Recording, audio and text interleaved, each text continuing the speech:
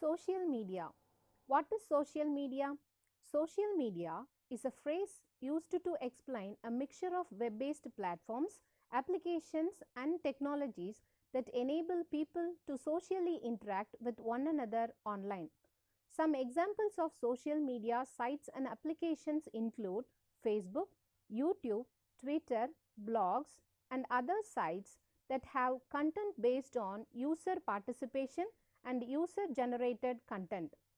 It involves blogging and forums and any aspect of an interactive presence such as community based input, interaction, content sharing, and collaboration, which allows individuals the ability to engage in conversations with one another, often as a discussion over a particular blog post, news article, or event. Social media is becoming an integral part of life online as social websites and applications proliferate. Most traditional online media include social components such as comment fields for users. The process of social networking has been in existence for well over 15 years and dates back all the way to the birth of online bulletin boards prevalent during the late 90s. Today's social networks take advantage of cloud based Web 2 know how and have left the bulletin board and listserv procedures behind. However, the listserv is still a widely used tool throughout the vision impaired community. There are over 200 social networks in existence today, not including the internal social networks created by organizations to be used by their students, instructors, employees, or members. There are two steps to participate in any of these networks. The first step is to simply sign up for an account. The process is pretty straightforward. Establish a username, usually an existing email address, and a password, and provide some basic information. The second step is creating a profile is a bit more involved. This profile is for current and future members of the social network to learn more about who they are and to connect them to communicate through all the features that the social network offers. The more specific profile of oneself nurture existing relationships and make new personal and professional connections through this online community. It includes one's personal interests, hobbies, work history, and educational background to find people who have common experiences or histories. Examples of social media.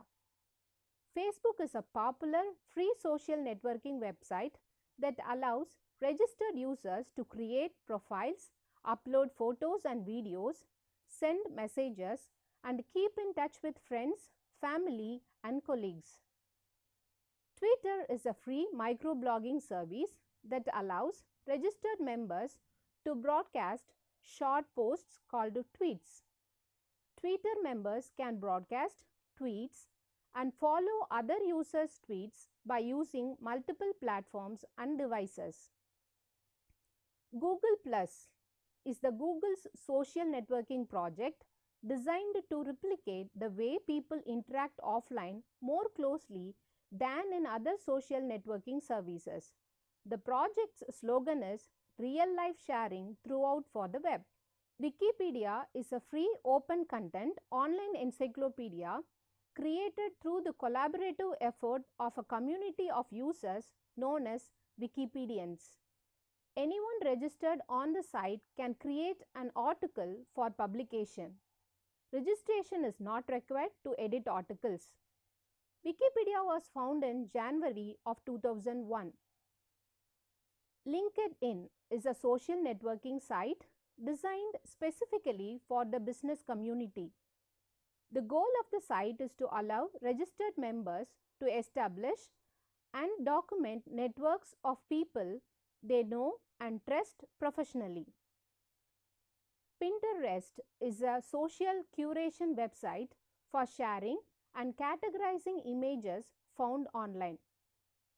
Pinterest requires brief descriptions, but the main focus of the site is visual. Clicking on an image will take the viewer to the original source. So, for example, if we click on a picture of a pair of shoes, it will take us to a site where we can purchase them. An image of chocolate cakes might take us to the recipe. Uses of social media in education. Social media aggregates images and information to share with classmates or with interest groups that cut across courses and institutions. It gathers and shares data collected with mobile devices during fieldwork or travel abroad. It helps to create a public profile to showcase personal research interests and to connect with a broad audience. Using social networks in class will keep students engaged and to get a sense of what students are thinking about during lectures.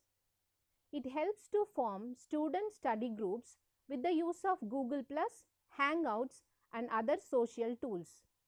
It helps to add social tools to e-textbooks. Create a community. It is common for many students to be challenged by the same learning concept or course assignment. Social media can help centralize the collective knowledge of an entire class to make studying and communicating more efficient for everyone. Designate a course or study group hashtag. Start a contact list or group for the class to collaborate and share study tips. Invite professors who use social media to follow the group conversation or join chats. Continue the conversation. Starting a collaborative study network to tap into the group mind can save everyone time and effort. For missed classes or lectures, have someone's team or record the lecture on Periscope, Skype, or Snapchat. Use Google Hangouts to facilitate group study sessions. Follow or become a fan of the authors who wrote the books that are being used in the class. Ask questions to experts and influencers. Organize learning resources. Social media tools can help keep course information organized and accessible. Save, curate, and share resources using collection building tools. If course documents aren't already posted online, use Google Dropbox or Dropbox to gather study materials. Have classes use content services like Google Docs for team projects. It can make keeping organized and sharing notes much easier. Supplement course materials. Social media can help identify additional content to reinforce or extend course instruction. Look for YouTube videos and playlists for extra learning on the most challenging topics. Follow existing subject area hashtags. Send video notes, questions, or reminders to the classmates. Search on all the social channels, often for course topics, keywords, and expert names. Social media no longer has to be an obstacle to studying. It can help students create and manage a study community, make the best use of study time, and find new resources to help them learn and retain knowledge if they use properly. Social media and visual communication. As a photo editing and sharing network, It offers much to the educational process simply in its ability to allow students to create and publish original content. But when considered from the context of instructional design, it takes on new dimensions that would otherwise be non existent. As stated before, visual literacy includes the ability to create messages that capture our own visual thinking. It is used in text messaging, have incredible potential in directing students to effectively communicate through visual designs. At the most basic level, people use it to illustrate their emotions through minute smiley faces and faces with tears.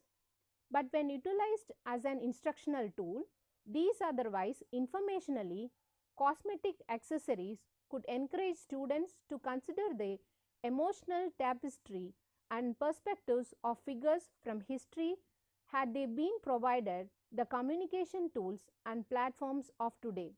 Memes require analysis and application to share one's intended message with social stickiness, lending itself more to commentary on a given topic. Understanding what an image is saying requires mature linguistic and social dexterity. And while viewing and responding to memes requires one set of intellectual skills, creating them based on a current unit of study requires a skill set entirely different. Social media among visually impaired. Social media has helped bringing people of all backgrounds and interests together to form communities. While this type of connectivity can be life changing for people of all walks of life, it is especially useful for visually impaired individuals who are looking to connect with others going through similar experiences. Through the use of screen readers and internet accessibility options, the visually impaired are able to use many of the same social media sites that the sighted enjoy, not just to keep in touch with friends and family, but also to create awareness. Social media is also bringing together the parents of visually impaired children. For example, many parents of blind children have created blogs such as Leading the Blind to share their story with the world. Not only do such blogs help create awareness, but they also have become a support system for parents who are looking to connect with others that are learning to manage similar difficulties. The web is becoming more blind friendly by the day. For example, Audiobo is an audio focused social network that is focused on helping blind people connect with others through audio.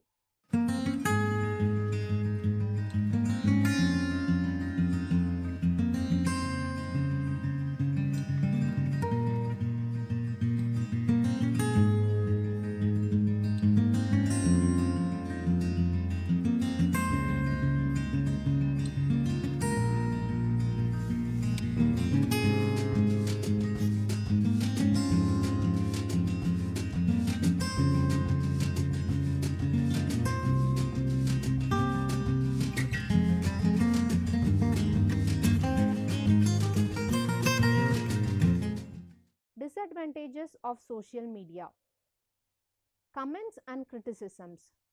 When potentially offensive content is posted online, the amount of feedback can be excessive and is often brutal. This backlash can also have a long term impact on a person's future, especially in a world that has fallen prey to oversharing. Even high school students are learning that comments they post on social media can influence whether a college approves their application for admission. Cyberbullying and cybercrimes. Use of social networks may expose individuals to other forms of harassment or even inappropriate contact. This can be especially true for teens and younger children. Unless parents diligently filter the web content their family views, children could be exposed to pornography or other inappropriate content. Besides unleashing age appropriate content, the digital age also gave birth to a social phenomenon, cyberbullying. It is often levied more harshly against young females than males, and unlike traditional bullying, it is not limited to physical interaction. Cyberbullying can happen 24 hours a day, every day of the week. Risks of fraud or identity theft. The information we post on the internet is available to almost anyone who is clever enough to access it. Most thieves need just a few vital pieces of personal information to make others' life a nightmare.